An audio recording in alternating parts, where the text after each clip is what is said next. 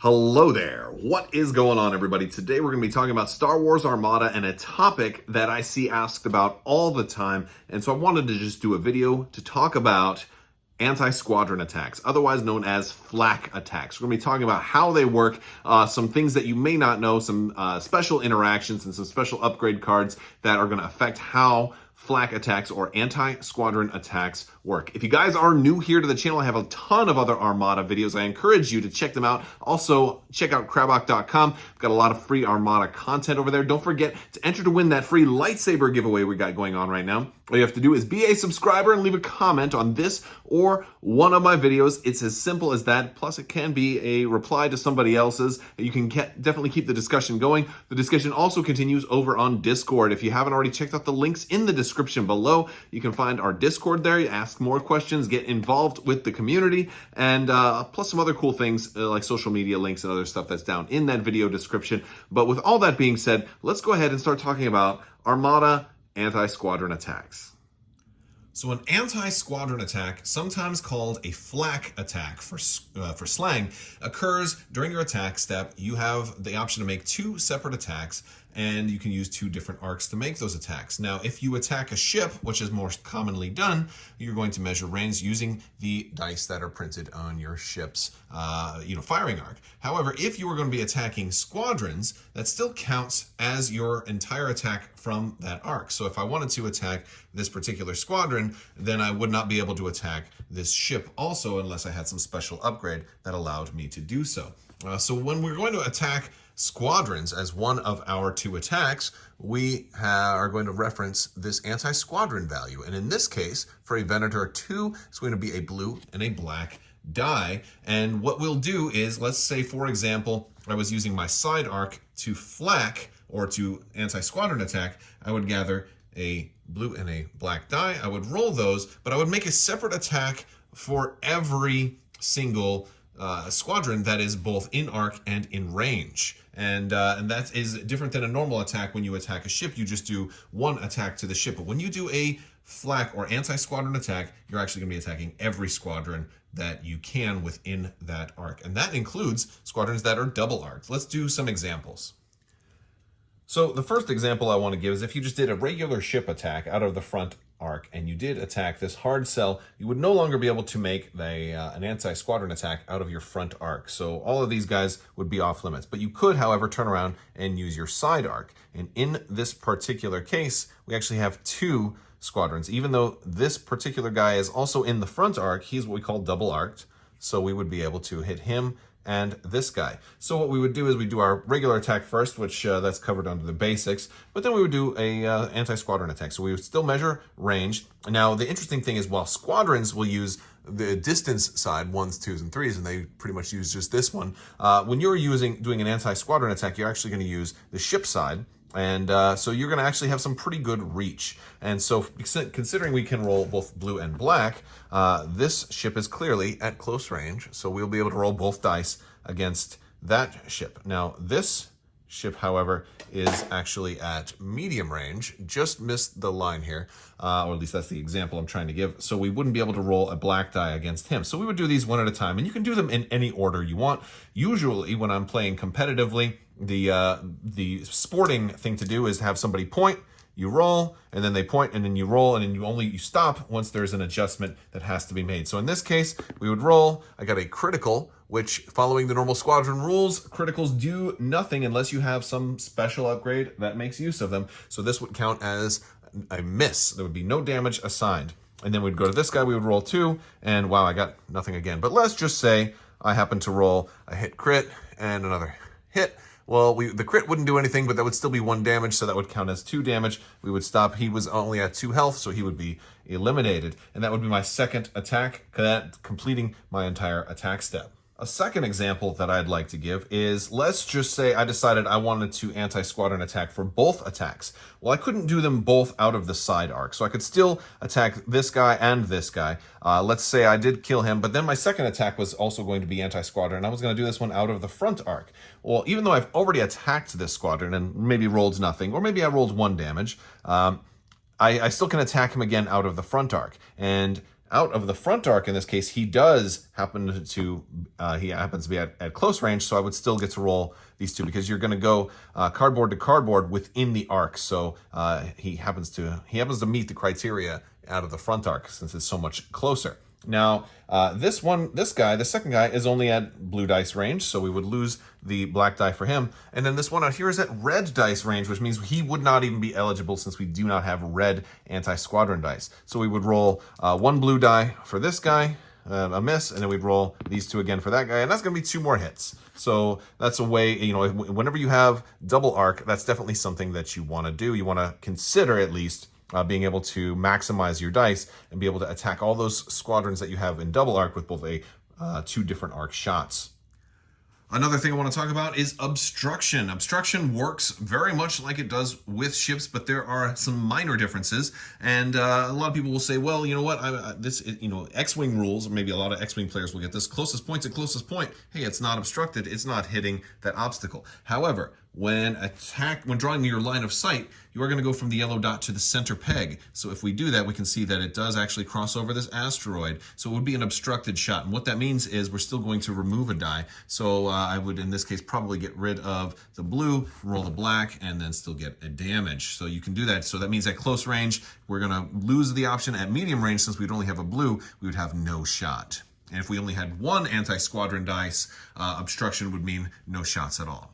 I want to talk about some special attacks that can also be like flak attacks. There are all kinds of special attacks that allow you to make either a special type of attack that will specify dice, and in this case you just follow the rules on those cards. But there's also upgrades that can give you counter. Now, counter is a specific type of keyword that says that it will roll an X number of blue dice when you counter. So if you have counter 1 on a ship and a squadron attacks you, you're only going to roll that designated number of dice against that one squadron that attacked you. So if you have counter 1 and this particular squadron attacks you, you don't get to flak everybody else. You only roll the counter number, which usually for ships, if they have the upgrade, is going to be 1.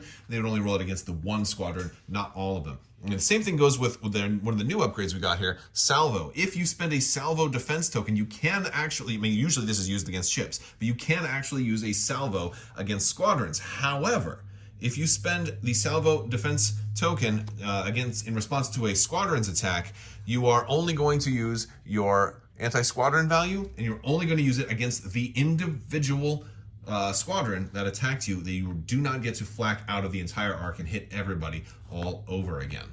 If you have revealed a concentrate fire and did not use that on a ship attack, you actually can spend your concentrate fire during an anti-squadron attack. However, you cannot add a die to every single squadron. You actually can pick 1 squadron to add a die to. So a lot of times, if somebody's got 3 health and I attack and let's just say, I don't get the accuracy, let's say I got 2, this might be the time I say, you know what, on this particular guy, since it's important that I kill him, I'm going to spend my I'm going to spend my concentrate fire, and we'll add an extra die, and boom, we got a 3rd damage, and boom goes the dynamite. But we wouldn't be able to add a die to any of the other squadron attacks.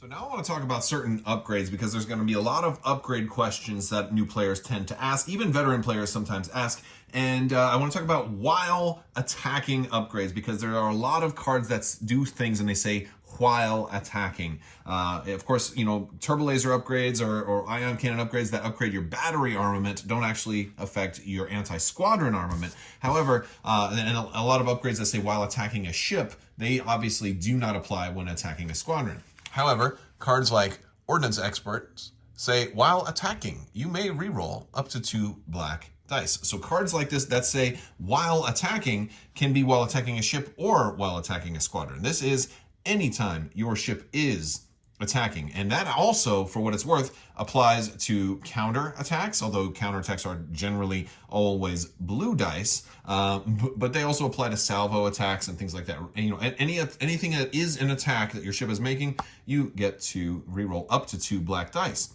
Now, if you happen to be in a case like this where you have a blue and a black, you can't re-roll that black die 2 times. You have to spend the whole effect at once. But while attacking effects do also work both for ships and anti-squadrons. Now, there are a lot of cards like Agent Callus. There's a couple other ones like Draven or Point Defense Reroutes. They say while attacking a squadron. And in Agent Callus's case, he has his own unique squadron identifier. So he only works when attacking unique squadrons, but he lets you add a die of any color to your attack pool. And it's important to know that when it says while attacking, that's going to be, you're going to roll your dice, and then you get to look at them and say, oh, well, you know what? I really needed an accuracy because it's a unique squadron and I want to stop that scatter. So any color, let me add a blue since I have the best chance of getting an accuracy. And of course I didn't, but we'll pretend I did. And let's say that Agent Callus saved the day. And there are a lot of cards that specifically say while attacking a squadron, so those are obviously all going to work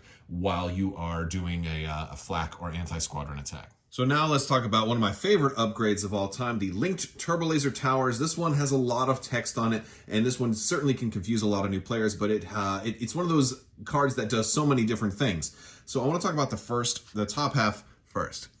So let's pay attention to everything above the line. While attacking, you may re-roll one red die in your attack pool. That happens all the time whether you're attacking ships or attacking squadrons. Now, obviously, if you don't have a red die, it doesn't do anything for you. However, there are some ships that do have red anti-squadron dice, which allow them the full range. And that is a pretty cool thing to have, but it's pretty rare that ships have that. Now, the second part is the important part. So now we'll look at the bottom part. While attacking the first squadron during your activation, you may add 2 dice of any color to your attack pool. If you do, you cannot declare additional squadron targets for this attack. So how does that work? I'll show you. All right, so let's say I decide I'm going to do an anti-squadron attack out of my front arc, and look at that, I can hit like almost all of these squadrons. Actually, I can hit all of them, which is great.